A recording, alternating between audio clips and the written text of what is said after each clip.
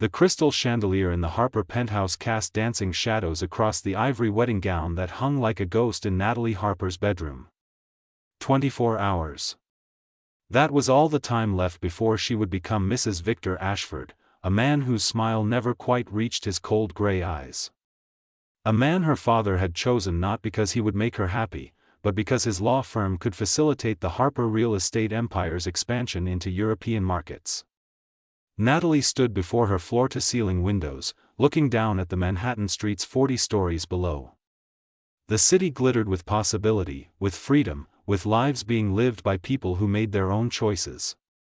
She pressed her palm against the cool glass, feeling trapped in a gilded cage of her father's design. Her phone buzzed. Another message from her father's assistant confirming tomorrow's schedule. Hair and makeup at 6 in the morning. Photographer at 8. Ceremony at noon. Reception until midnight. Every minute accounted for, every moment choreographed. Natalie's life had always been this way. Private schools where her father chose her classes. A business degree she never wanted. Charity galas where she smiled on command.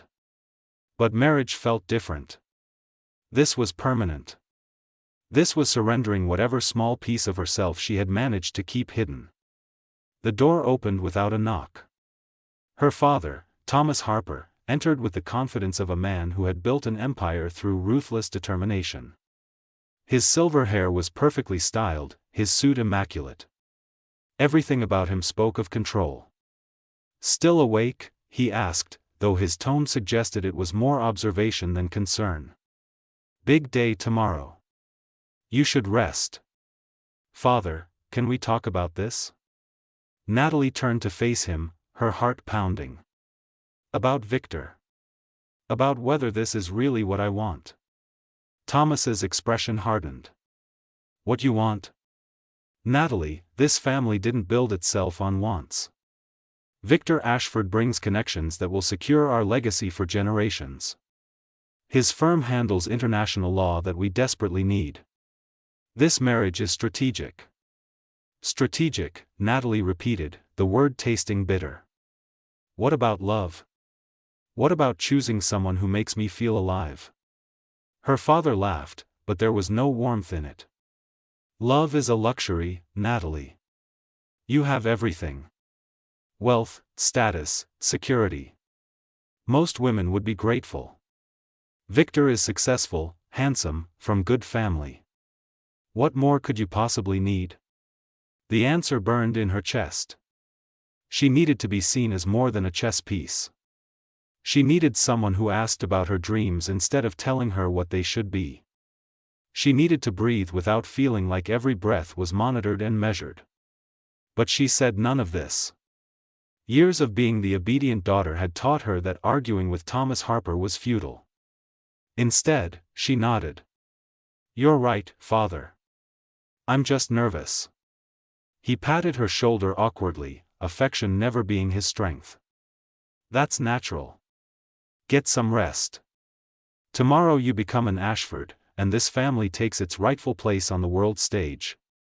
After he left, Natalie waited.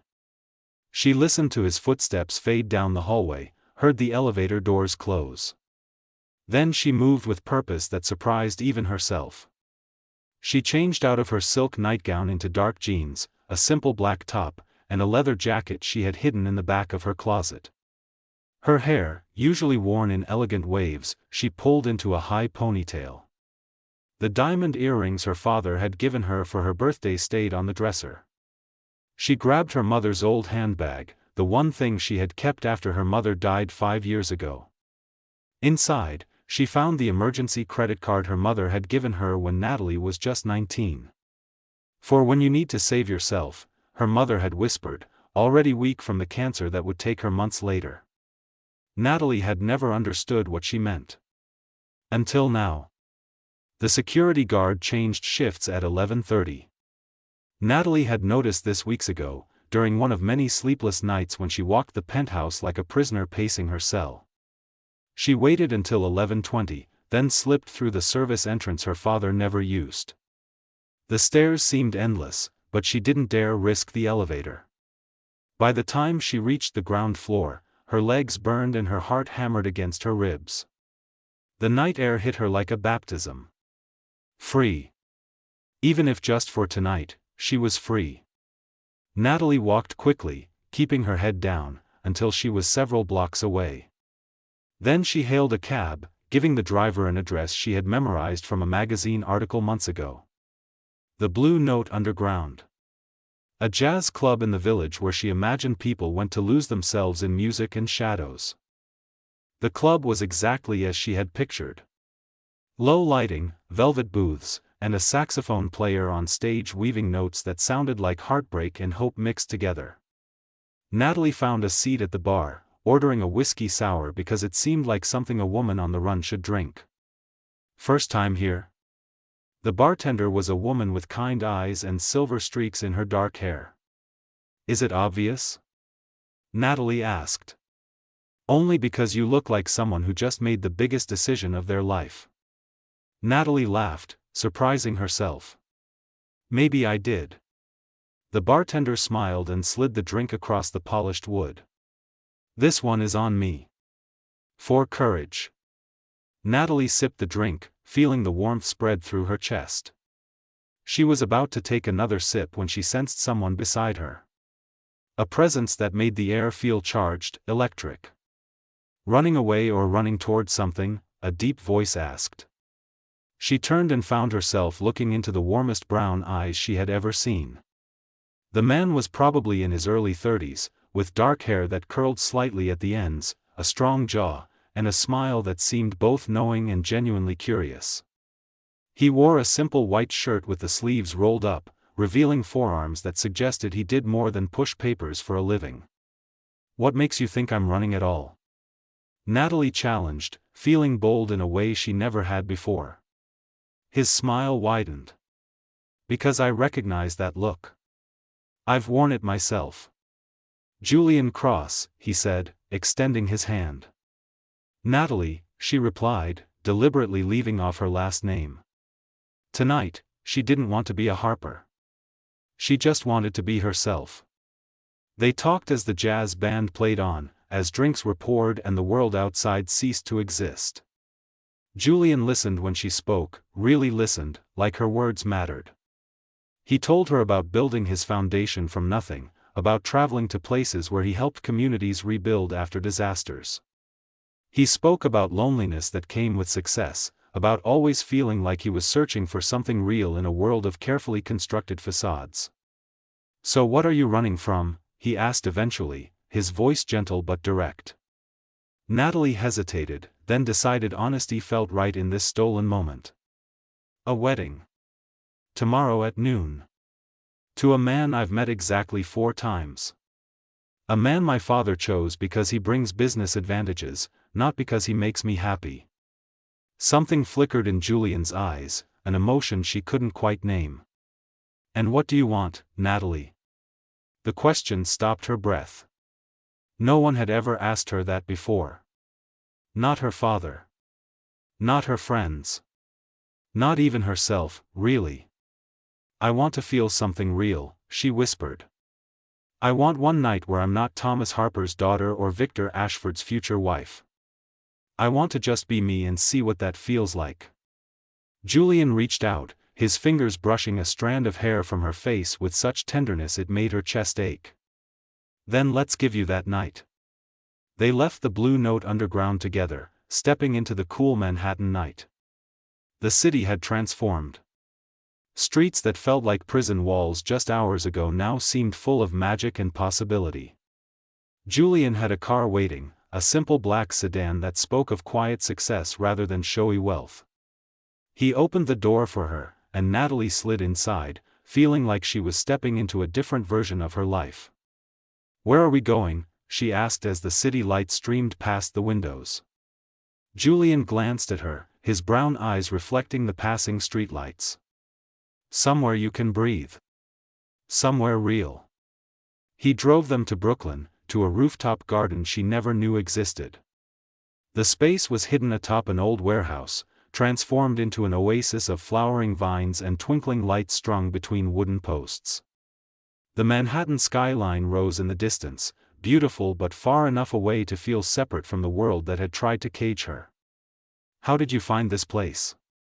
Natalie asked, walking to the edge where the view opened up before them. "I volunteer at the community center downstairs," Julian explained, coming to stand beside her. "The kids and I built this garden together. They wanted something beautiful in their neighborhood.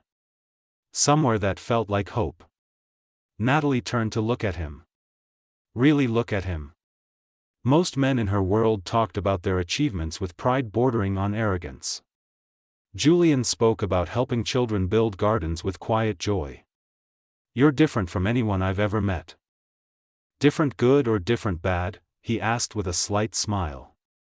"Different like I can finally breathe," she said softly. They sat on a wooden bench surrounded by night-blooming jasmine, its sweet scent filling the air.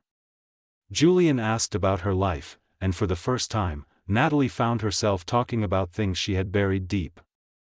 Her love of photography that her father dismissed as a hobby. Her dream of documenting stories of ordinary people living extraordinary lives. The way she felt invisible in rooms full of people who only saw the Harper name and not the woman behind it. "My mother understood," Natalie said, her voice catching. "She died 5 years ago. Cancer. Before she passed, she told me that she had spent her whole life being who my father wanted her to be. She made me promise I wouldn't do the same. But I didn't know how to keep that promise until tonight." Julian reached for her hand, his fingers intertwining with hers. The simple gesture felt more intimate than anything she had ever experienced. "Tell me about her." "Your mother." So Natalie did. She talked about how her mother would sneak her out to art galleries when her father was traveling. How they would sit in Central Park and make up stories about strangers passing by. How her mother had a laugh that sounded like wind chimes and a way of seeing beauty in everything. The memories poured out of her, and Julian listened without interruption, without judgment, without trying to fix or diminish her grief. "She would have liked you," Natalie said finally, wiping tears from her cheeks. "She would have said you have kind eyes." "I wish I could have met her," Julian replied. "Anyone who raised someone as brave as you must have been remarkable." "Brave?" Natalie laughed shakily. "I'm running away from my own wedding. That's not brave. That's terrified." Julian turned to face her fully, his hand coming up to cup her cheek. "Brave is doing the terrifying thing anyway. Brave is choosing yourself when everyone expects you to choose duty. Brave is sitting here with a stranger and being more honest than you've probably been in years." The kiss happened naturally, inevitably.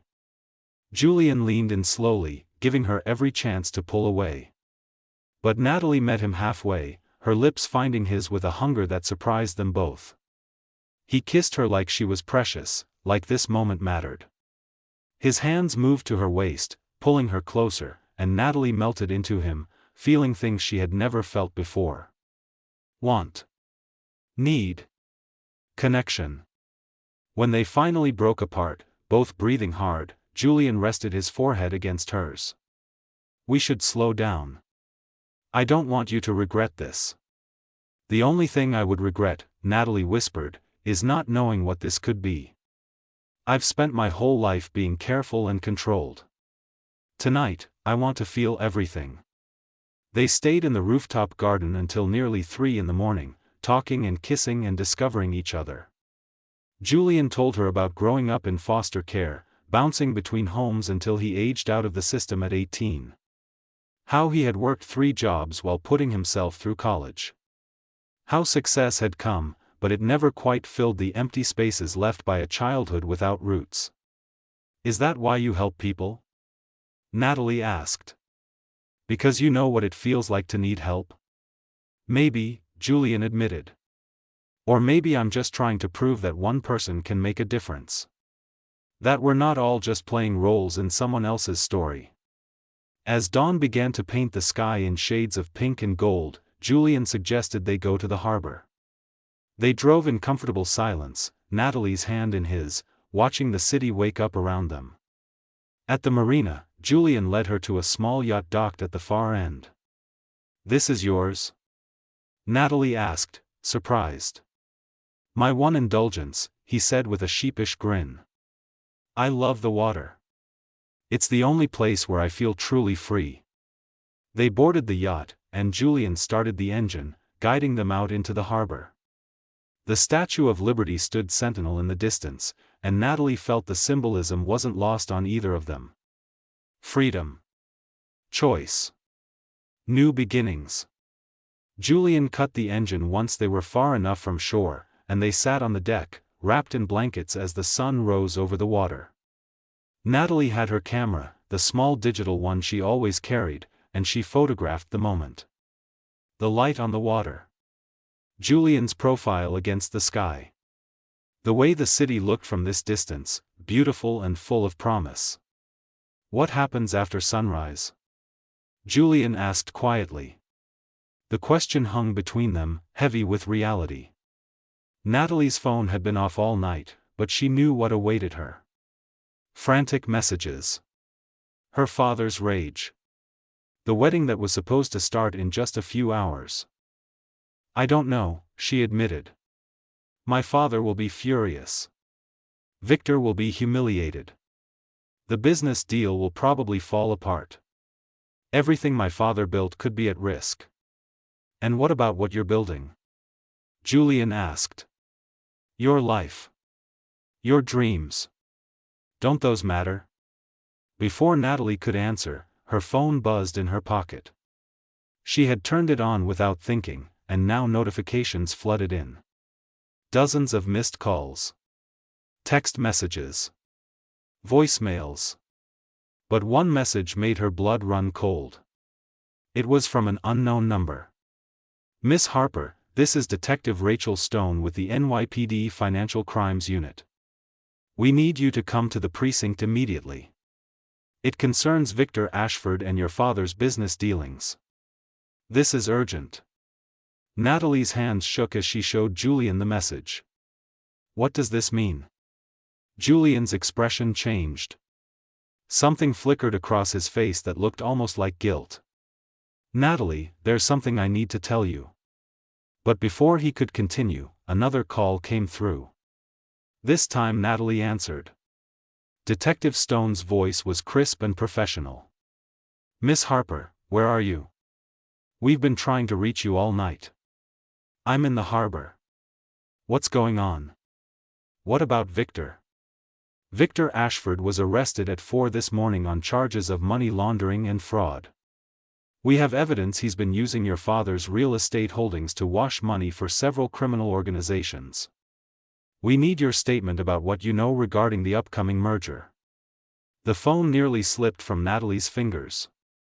She looked at Julian, seeing him in the dawn light, and suddenly pieces began clicking together. The way he had been at that specific club on that specific night. The questions he had asked about her father and Victor. The flicker of recognition when she mentioned the wedding. "You knew," she whispered, her voice breaking. "You knew about all of this." Julian reached for her, but she stepped back. "Natalie, please let me explain." "Explain what?" "That you're involved in this investigation." "That last night was what? Some kind of setup?" "No," Julian said fiercely. "Last night was real. Everything between us was real.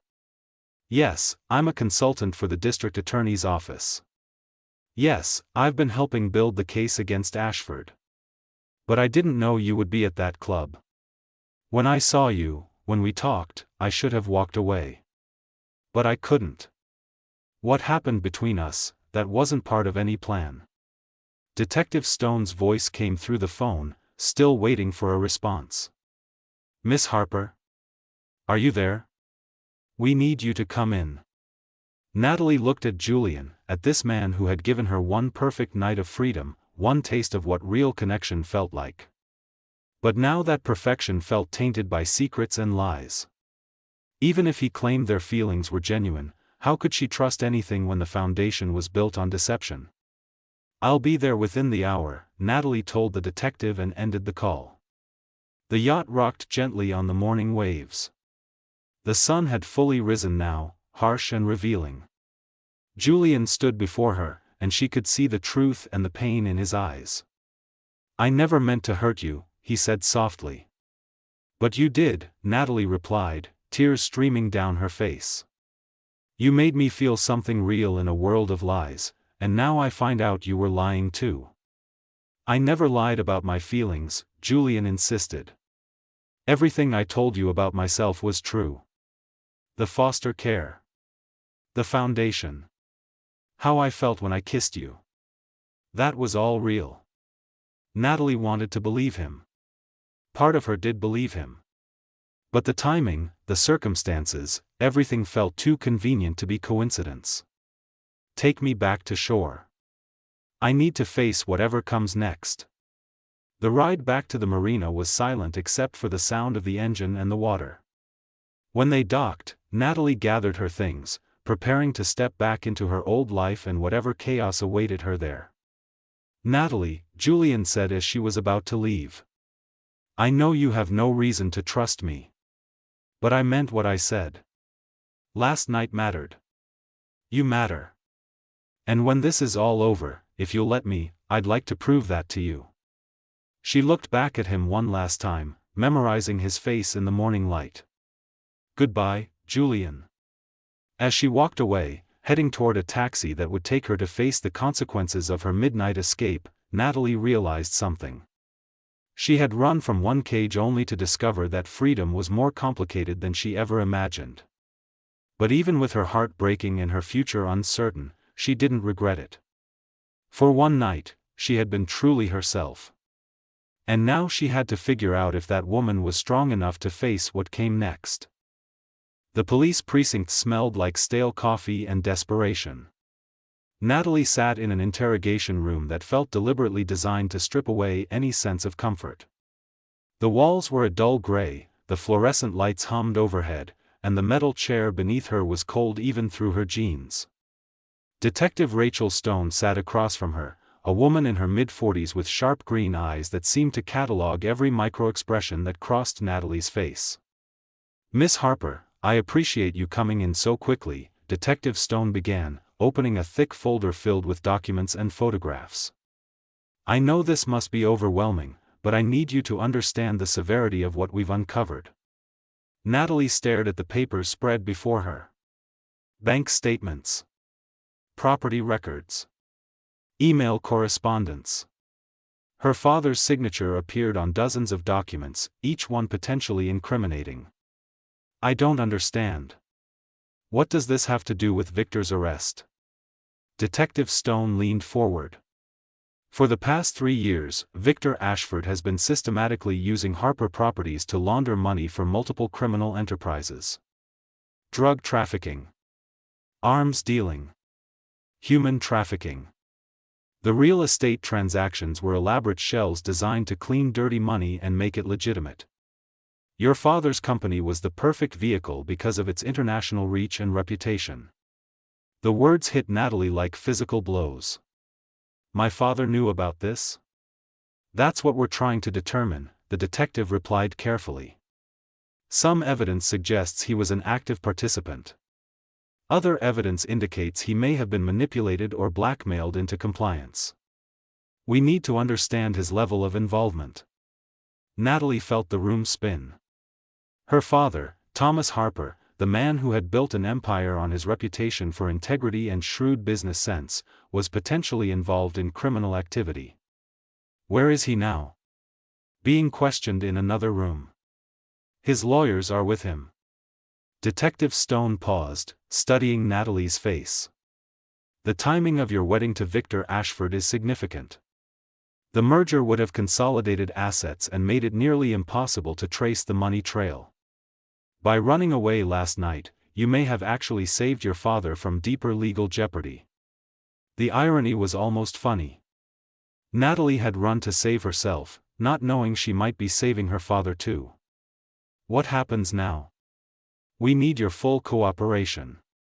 Everything you know about Victor, about the business dealings, about conversations you may have overheard."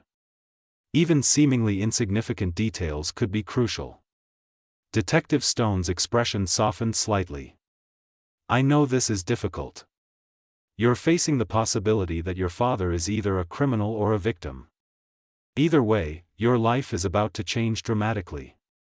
Natalie spent the next 4 hours answering questions, reviewing documents, and slowly piecing together a picture of a world she never knew existed beneath the surface of her privileged life.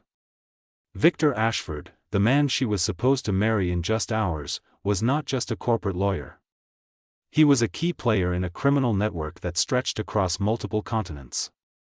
The wedding wasn't about love or even business strategy.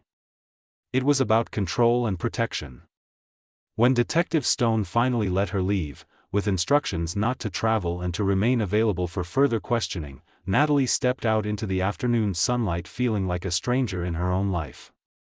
Her phone had been buzzing constantly, but she had ignored it during the interrogation.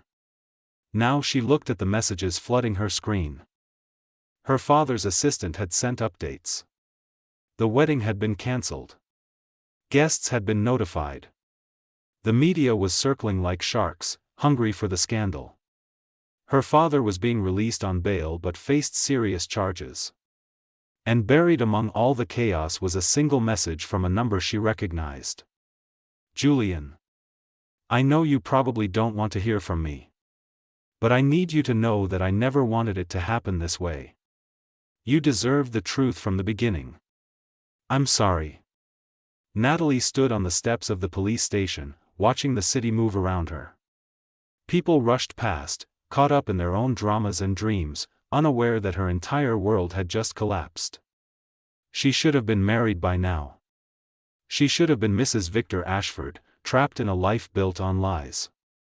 Instead, she was free but utterly lost. Her phone rang. Her father. She almost didn't answer, but something made her pick up. Natalie. His voice sounded older, defeated. Where are you? Outside the precinct. They just finished questioning me. There was a long pause. I need to see you. Not at the penthouse. The media is camped outside. Can you meet me at your mother's garden? The request surprised her. Her mother's garden was a small private space in Central Park that her father had dedicated in her mother's memory. He rarely went there. The fact that he wanted to meet there now suggested something significant. I'll be there in 30 minutes, Natalie said. The garden was exactly as she remembered. A quiet corner surrounded by flowering trees and stone benches, with a small fountain at its center. Her mother's name was engraved on a plaque. Thomas Harper sat on one of the benches, looking smaller than Natalie had ever seen him. His perfect silver hair was disheveled. His expensive suit was rumpled. He looked up as she approached, and she saw something she had never seen before. Her father was crying. I'm sorry, he said as she sat down beside him. I'm so sorry for everything. Natalie didn't know what to say. She had spent years resenting this man, feeling like a pawn in his empire building. Now he sat before her broken and vulnerable, and she felt a complicated mix of anger and pity. Did you know? She asked quietly. About Victor. About what he was really doing. Thomas was silent for a long moment. Not at first. By the time I realized the depth of his criminal activities, I was already implicated. He had evidence that could destroy everything I built. He threatened to frame me completely if I didn't cooperate. The wedding was supposed to protect us both. If you were his wife, if our families were legally joined, it would have been harder for authorities to prosecute without destroying you too. So you were going to sacrifice me to save yourself, Natalie said, the words heavy with hurt. I was trying to protect you, her father insisted. I thought if the merger went through, if everything looked legitimate, we could ride out the investigation. I never imagined it would explode like this. And I never stopped to think about what I was doing to you. Your mother would be ashamed of me. The mention of her mother broke something in Natalie. She told me before she died to never let anyone control my life the way you controlled hers. She made me promise. Last night, when I ran from that wedding, I was finally keeping that promise. Thomas looked at his daughter, really looked at her, perhaps for the first time in years. You're so much like her. Strong. Brave. I was so focused on building this empire that I forgot why I was building it. It was supposed to be for you. To give you security and options. Instead, I trapped you in the same cage where I kept your mother.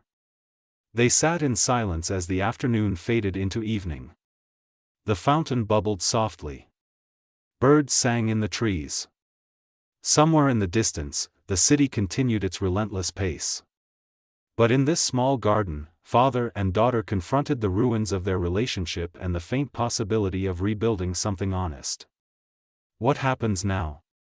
Natalie asked eventually. I have good lawyers. They think they can prove I was coerced rather than complicit. But even in the best scenario, my reputation is destroyed. The company will likely have to be sold or dismantled. Everything I built is gone. He turned to her. But you're free. Whatever happens to me, you're not tied to this mess. You can start over. Build the life your mother wanted for you. I don't even know what that looks like, Natalie admitted. Then figure it out, her father said with a ghost of his old determination. You have the trust fund from your mother. I can't touch it, and neither can the courts. It's enough to live on while you discover who you want to be. Don't waste this chance. Over the following weeks, Natalie's life transformed in ways she never imagined. Her father was indicted on multiple charges but ultimately received a reduced sentence in exchange for his cooperation against Victor and the larger criminal network. Harper Properties was dissolved, its assets seized or sold. The penthouse was gone. The lifestyle she had known evaporated like morning mist. But something unexpected happened. As the trappings of her old life disappeared, Natalie discovered who she actually was beneath all the expectations and obligations. She rented a small apartment in Brooklyn, not far from the rooftop garden where she had kissed Julian. She enrolled in photography classes and began documenting stories of people rebuilding their lives after loss. Her mother's trust fund gave her freedom to pursue passion rather than profit. She thought about Julian constantly. Part of her wanted to reach out, to hear his voice, to understand what had been real and what had been convenient timing. But pride and hurt kept her silent. He had her number. If he wanted to explain, he could call. 6 months passed. Autumn arrived, painting the city in shades of gold and crimson. Natalie was setting up for a small gallery show of her photography work when someone walked through the door. She knew without looking who it was. Some part of her had been waiting for this moment since that morning on the yacht. Julian Cross stood in the doorway, looking both familiar and different. He wore jeans and a sweater, his hair slightly longer than she remembered. But his eyes, those warm brown eyes, held the same intensity that had captured her that first night. "Hi," he said simply. "Hi," she replied, her heart hammering. He walked slowly into the gallery, studying the photographs on the walls. Images of people she had met over the past months. A woman who lost her home but found community. A man who left his corporate job to teach music to children. Stories of courage and reinvention. Stories like her own. "These are beautiful," Julian said quietly. "You're telling the stories you always wanted to tell." "I'm trying," Natalie replied. "It turns out freedom is harder than I expected. But better too." Julian turned to face her fully. "I know I have no right to be here. I know I hurt you by not being honest from the start. But I need you to know that every word I said that night was true. Meeting you wasn't part of any investigation. Falling for you wasn't planned. And these past 6 months without you have been the longest of my life." Natalie felt tears prick her eyes. "How do I trust that? How do I know what was real?" "You don't," Julian admitted. "Trust has to be earned, and I lost yours before I ever really had it." But I want the chance to earn it now. No secrets. No investigations. Just me and you and the truth. What is the truth? Natalie asked. Julian stepped closer. The truth is, I think about you every day.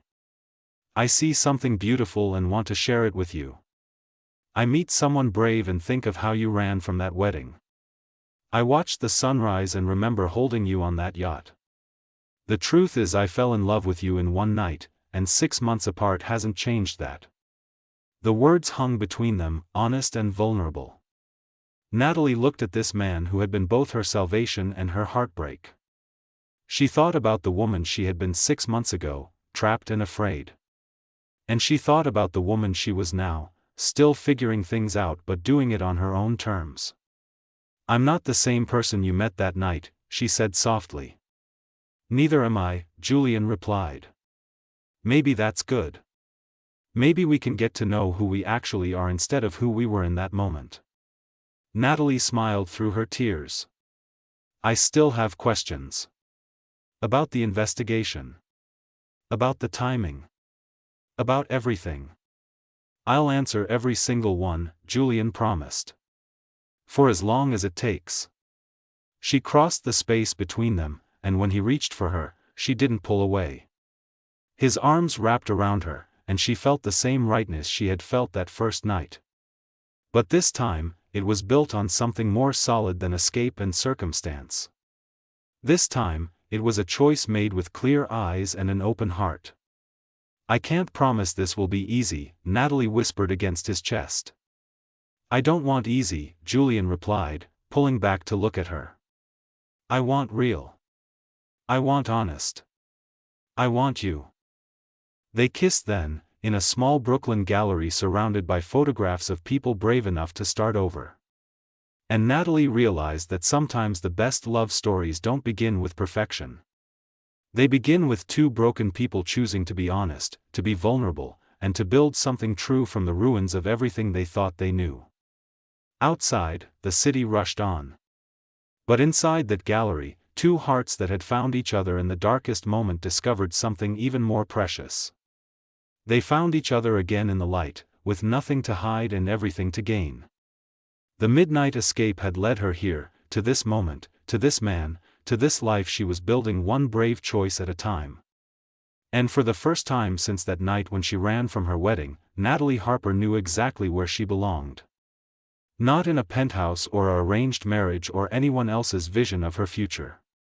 But here, in her own story, writing her own ending. And that ending looked a lot like a new beginning, with Julian's hand in hers and infinite possibilities stretching out before them both.